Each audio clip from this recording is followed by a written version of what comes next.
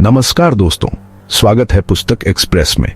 क्या आप एक ऐसी दुनिया की कल्पना कर सकते हैं जहां हर कदम पर आपकी जासूसी की जाती है, जहां हर विचार पर पहरा है और सच्चाई को झूठ में बदला जा सकता है? जॉर्ज ऑनरवेल की मशहूर किताब 1984 हमें एक ऐसे समाज की झलक देती है जहां तानाशाही प्रोपेगेंडा और नियंत्रण ने इंसानियत को एक नए स्तर पर पहुंचा दिया है। इस वीडियो में हम इस किताब की रोमांचक कहानी और उसके पीछे छिपे गहरे संदेशों को समझेंगे। अगर आप जानना चाहते हैं कि यह क्लासिक आज भी हमारी दुनिया से कितना जुड़ा हुआ है, तो अंत तक जरूर बने रहे। चलिए शुरू करते हैं। सोचो, एक ऐसी दुनिया जहां आपकी हर हरकत पर नजर है, हर शब्द की जांच होती है, आपके विचार आपके अपने नहीं हैं। ये जॉर्ज ऑरवेल की भयानक सच्चाई है। 1939 में प्रकाशित ये डिस्टोपियन मास्टरपीस ओशनिया का एक सख्त चित्र पेश करता है, जो बिग ब्रदर की हमेशा देखने वाली नजर से नियंत्रित एक टोटलिटेरियन राज्य है।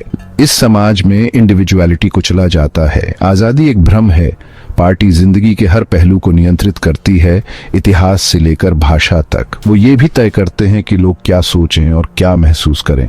विंस्टन स्मिथ, हमारा प्रोटैगनिस्ट, इस दमनकारी शासन को चुनौती देने की हिम्मत करता है। उसका सफर हमें ओशनिया के अंधेरे के बीचों बीच ले जाता है। हम देखते हैं कि सत्ता कैसे काम करती है। हम बेकाबू नियंत्रण के विनाशकारी परिणाम देखते हैं। सिर्फ एक कहानी नहीं है, ये एक चेतावनी है, एक याद दिलाने वाली बात कि क्या होता है जब हम अपनी आजादी तानाशाहों की मर्जी पर छोड़ देते हैं। ऑनरवेल का आज भी बेहद रेलेवेंट है। हमारे मैस सर्वेलेंस, डेटा माइनिंग और गवर्नमेंट ओवररीच के जमाने में इस नॉवल के थीम्स पहले से ज्यादा स्ट्रांगली रेजोनेट करते हैं। हम एक ऐसी दुनिया में रहते हैं जहां हमारी ऑनलाइन एक्टिविटीज ट्रैक की जाती हैं, हमारी पर्सनल इंफॉर्मेशन कलेक्ट और एनालाइज की जाती है। असलियत और मैन्युफैक्चर्ड कंसेंट के बीच की रेखा धुंधली होती जा रही है। ओशनिया के नागरिकों की तरह हम पर भी प्रोपेगेंडा की बौछार होती है। सोशल मीडिया एल्गोरिथम्स हमारे न्यूज फीड्स क्यूरेट करते हैं। सरकारें और कॉर्पोरेशंस पब्लिक ओपिनियन शेप करने के लिए सोफिस्टिकेटेड टेक्निक्स इस्तेमाल करते हैं। सच्चाई और विचारों की आजादी की लड़ाई अब पहले से कहीं ज्यादा क्रिटिकल है। ऑनरवेल का संदेश साफ है, हमें सतर्क रहना चाहिए। हमें ऑथोरिटेरियनिज्म के सिडक्टिव अल्यूर से बचना चाहिए। हमें क्रिटिकली सोचने, अथॉरिटी पर सवाल उठाने और खुद को फ्रीली एक्सप्रेस करने के अपने अधिकार के लिए लड़ना चाहिए। विंस्टन स्मिथ एक साधारण आदमी है जो असाधारण समय में जी रहा है। वो ओशनिया की दमनकारी दुनिया में रहता है, जहां पार्टी का नियंत्रण एब्सोल्यूट और अनयील्डिंग है। वो पार्टी की मशीनरी का एक पुर्जा है, एक विशाल और रिलेंटलेस सिस्टम का एक छोटा सा हिस्सा जो इंडिविजुअलिटी को कुचलने और कन्फॉर्मिटी लागू करने के लिए बनाया गया है। मिनिस्ट्री ऑफ ट्रूथ में काम करते हुए विंस्टन का काम इतिहास को फिर से लिखना है, पार्टी के बदलते नैरेटिव के अनुसार रिकॉर्ड्स और डॉक्यूमेंट्स को बदलना है। हर दिन वो भविष्य को कंट्रोल करने के लिए अतीत को मिटाता है। फिर भी अपनी बाहरी कन्फॉर्मिटी के नीचे विंस्टन के अंदर एक रिबेलियस स्पिरिट है। वो पार्टी के शासन से पहले के समय की यादों से परेशान है, एक ऐसा समय जब सच्चाई और आजादी सिर्फ दूर के सपने नहीं थे। वो आजादी, सच्चाई और सच्चे ह्यूमन कनेक्शन के लिए तरसता है। ये इच्छाएं एक ऐसी दुनिया में खतरनाक हैं जहां एक गलत विचार भी कड़ी सजा का कारण बन सकता है। पार्टी के प्रति गहरी नफरत से प्रेरित होकर विंस्टन डिसेंट के एक खतरनाक रास्ते पर चल पड़ता है। वो उस पर थोपी गई वास्तविकता पर सवाल उठाने लगता है और फॉरबिडन नॉलेज की तलाश करता है। वो एक गुप्त डायरी रखना शुरू कर देता है, अपने सबवर्सिव विचारों और भावनाओं को रिकॉर्ड करता है। विद्रोह का ये कार्य उसकी मानवता को वापस पाने की दिशा में एक छोटा लेकिन महत्वपूर्ण कदम है। वो जूलिया के साथ एक फॉरबिडन लव अफेयर में सॉलिस ढूंढता है, जो एक साथी रेबल है जो पार्टी के लिए उसकी डिस्डेन साझा करती है। साथ में वो ऑपरेशन के बीच खुशी और कनेक्शन के कुछ पल ढूंढते हैं। विंस्टन का सफर मानव आत्मा की स्थायी शक्ति का प्रमाण है। उसका डिफायंस हालांकि खतरे से भरा है, अंधेरे में डूबी दुनिया में आशा की किरण है। भारी ऑपरेशन का सामना करते हुए भी वो एक बेहतर दुनिया का सपना देखने की हिम्मत करता है। उसके सपने सिर्फ उसके लिए नहीं हैं, बल्कि एक ऐसे भविष्य के लिए हैं जहां सच्चाई और आजादी की जीत होती है। वो हमें याद दिलाता है कि सबसे अंधेरे समय में भी आशा की किरण फ्लिकर कर सकती है। रेजिस्टेंस व्यर्थ नहीं है। ये वो चिंगारी है जो बदलाव को इग्नाइट कर सकती है, वो प्रकाश जो सबसे गहरे साये से भी आर पार जा सकता है। ओशनिया के डिस्टोपियन समाज में प्यार खुशी का स्रोत नहीं बल्कि विद्रोह का एक खतरनाक कार्य है। पार्टी, एक ओमनीप्रेजेंट और ऑप्रेसिव रिजीम, ने ह्यूमन कनेक्शन के मूल को ही अपने अथॉरिटी के खिलाफ खतरे में बदल दिया है। पार्टी ह्यूमन कनेक्शन की पावर को समझती है। वो जानते हैं कि जब लोग साथ आते हैं तो वो विचारों, भावनाओं और सपनों को साझा करते हैं जो स्टेटस क्वो को चुनौती दे सकते हैं। वो जानते हैं कि प्यार एम्पैथी, कंपैशन और अंततः डिसेंट को बढ़ावा देता है। प्यार ऐसे बंधन बनाता है जो डर से ज्यादा मजबूत होते हैं, और कंट्रोल पर बने समाज में यह असहनीय है। सत्ता पर अपनी लोहे की पकड़ बनाए रखने के लिए पार्टी प्यार को उसके सभी रूपों में मिटाना चाहती है। सर्वेलेंस हर जगह है और स्नेह के किसी भी संकेत को संदेह और सजा के साथ पूरा किया जाता है। शादी एक स्टेरिल कंट्रैक्चुअल ऑब्लिगेशन बनकर रह जाती है। ये पार्टी के लिए प्रोक्रिएशन को कंट्रोल करने और लॉयल्टी इंश्योर करने का एक टूल है, बिना किसी जेन्युइन इमोशनल कनेक्शन के। बच्चों को जन्म से ही पार्टी के लिए जासूस बनने के लिए इंडोक्ट्रिनेट किया जाता है। उन्हें अपने परिवारों के भीतर भी डिसलॉयल्टी के किसी भी संकेत की रिपोर्ट करना सिखाया जाता है। सेक्स मात्र प्रोक्रिएशन का एक कार्य है, बिना किसी इमोशनल इंटीमेसी के। इसे प्लेजर से अलग कर दिया जाता है और एक मैकेनिकल फंक्शन में बदल दिया जाता है, जिससे व्यक्तियों के बीच के बंधन और कमजोर हो जाते हैं। इस माहौल में विंस्टन और जूलिया का लव अफेयर डिफायंस का एक पावरफुल एक्ट बन जाता है। उनका रिश्ता सिर्फ फिजिकल अट्रैक्शन के बारे में नहीं है, बल्कि एक प्रोफाउंड कनेक्शन है जो पार्टी के डिह्यूमनाइजिंग रूल्स को धता बताता है। उनकी क्लैंडस्टाइन मीटिंग्स, उनके स्टोलन मोमेंट्स ऑफ इंटीमेसी उनके जीवन पर पार्टी के कंट्रोल को रिजेक्ट करते हैं। हर गुप्त चुंबन, हर फुसफुसाया हुआ शब्द ऑप्रेसिव रिजीम के खिलाफ एक विद्रोह है। वो अपनी मानवता को अपनाने का फैसला करते हैं, भले ही इसका मतलब सब कुछ खोना हो। उनका प्यार अंधेरे में डूबी दुनिया में आशा की किरण है। उनकी लव स्टोरी एक ऐसी दुनिया में ह्यूमन कनेक्शन के महत्व की मार्मिक याद दिलाती है जो हमें डिह्यूमनाइज करना चाहती है। ये प्यार की स्थायी शक्ति और मानव आत्मा के रिजिलियंस का प्रमाण है। सेक्शन 5, टेलीस्क्रीन्स और thought police, the crushing weight of surveillance.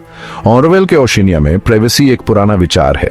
Party की वॉचफुल आई हमेशा मौजूद है, हर हरकत, हर शब्द, हर विचार पर नजर रखती है। टेलीस्क्रीन्स, दो तरफा टेलीविजन स्क्रीन्स जो हर घर और पब्लिक स्पेस में लगे होते हैं, पार्टी प्रोपेगेंडा ब्रॉडकास्ट करते हैं और सर्वेलेंस डिवाइसेस का काम करते हैं। थॉट पुलिस, पार्टी की सीक्रेट पुलिस फोर्स, किसी भी डिसेंट को जड़ से खत्म करने के लिए एडवांस्ड टेक्नोलॉजी और साइकोलॉजिकल मैनिपुलेशन का इस्तेमाल करती है।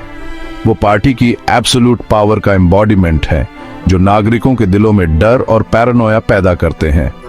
लगातार सर्वेलेंस दम घोंटने वाला ऑपरेशन का माहौल पैदा करता है। लोग अपने घरों में भी अपने मन की बात कहने से डरते हैं। उन्हें सेल्फ सेंसर करने के लिए कंडीशन किया जाता है, किसी भी ऐसे विचार को दबाने के लिए जिसे सबवर्सिव माना जा सकता है। Section 6, war is peace, freedom is slavery, the power of propaganda.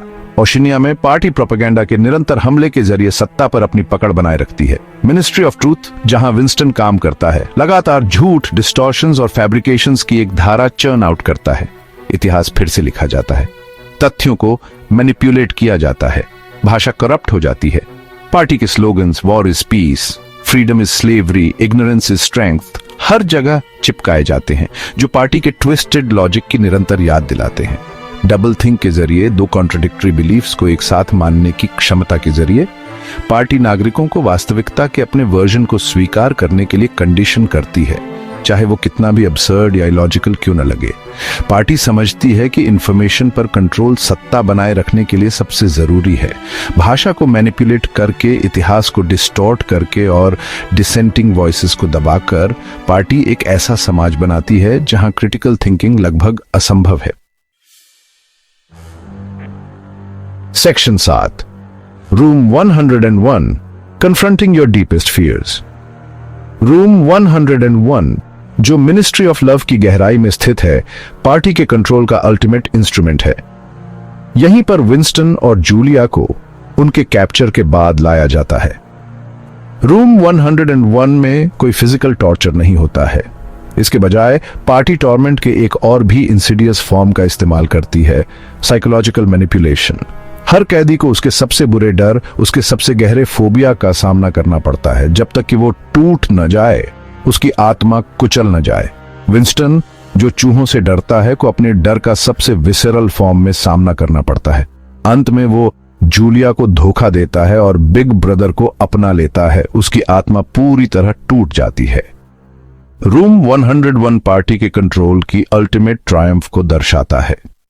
यह मानव मन की भयानक शक्ति को दर्शाता है कि वो अपने सबसे गहरे डर का सामना करने पर अपने सबसे चेरिश्ड बिलीफ्स को भी धोखा दे सकता है। Section 8, echoes of 1984 in the modern world. Orwell का भविष्य की भविष्यवाणी नहीं है, बल्कि बेकाबू सत्ता के खतरों के बारे में एक कड़ी चेतावनी है। सर्वेलेंस, प्रोपेगेंडा और टोटलिटेरियनिज्म के इस नॉवल के थीम्स हमारी मॉडर्न वर्ल्ड में डीपली रेजोनेट करते हैं। गवर्नमेंट सर्वेलेंस प्रोग्राम से लेकर ऑनलाइन मिस इन्फॉर्मेशन के फैलाव तक दुनिया भर के समाजों में ओशिनिया की इकोज महसूस की जा सकती है। सोशल मीडिया के उदय ने सर्वेलेंस और मैनिपुलेशन के नए रास्ते बनाए हैं। हमारी ऑनलाइन एक्टिविटीज, हमारी लाइक्स और डिसलाइक्स, हमारे पॉलिटिकल व्यूज सब ट्रैक और एनालाइज किए जाते हैं। इस डेटा का इस्तेमाल हमें पर्सनलाइज्ड एडवर्टाइजिंग के साथ टारगेट करने, हमारी राय बनाने और यहां तक कि हमारे वोटिंग बिहेवियर को प्रभावित करने के लिए किया जाता है। प्राइवेसी और विचारों की आजादी की लड़ाई अब पहले से कहीं ज्यादा महत्वपूर्ण है। हमें अपनी सिविल लिबर्टीज के क्षरण और अथॉरिटेरियनिज्म के सेडक्टिव एल्यूर के खिलाफ सतर्क रहना चाहिए। Section 9, a call to action, safeguarding freedom in an Orwellian as.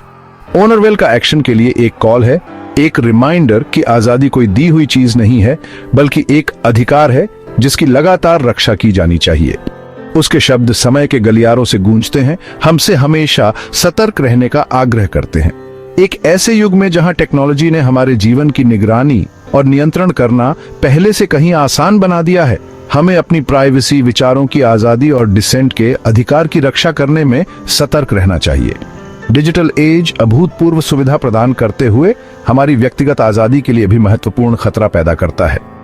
तो दोस्तों, आज हमने जॉर्ज ऑरवेल की क्लासिक किताब 1984 के जरिए एक ऐसी दुनिया को देखा जहां सच्चाई को दबाया जाता है और आजादी का हर पहलू नियंत्रित होता है।